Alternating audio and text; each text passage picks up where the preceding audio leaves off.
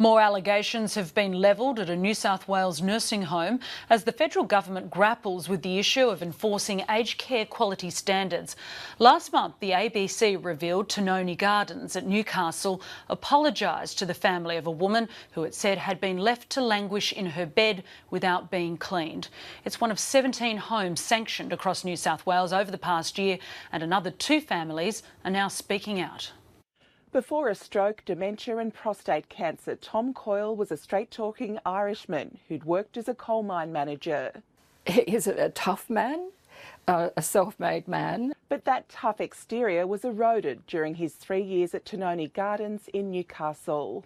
And Dad does not cry.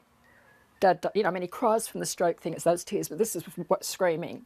His family says Mr Coyle was screaming because a nurse mishandled his catheter, causing chronic infection. Tanoni Gardens management apologised over the infection in an email. His family says Mr Coyle's podiatry care was also seriously lacking. He just started crying and I said, Dad, what's the matter? And he said, I'm trying to cut my slippers out so I can get my toe free. So he said, I can't walk, I can't do anything, it really hurts. It's not that Tanoni is necessarily bad, it's that they failed my grandfather and they failed other people. Just because they were really good with your relatives doesn't mean that they were good with everybody's. Tanoni Gardens was sanctioned for failings in its care in August last year. Concerned families attended a fiery public meeting and Mr Coyle has since moved elsewhere. Last month, the ABC spoke to the family of Val Simpson about the failings in her care. Her family received an apology prior to her death. The family of another resident, who doesn't want to be identified, says it wants to relocate her, but fears doing so would cause too much confusion.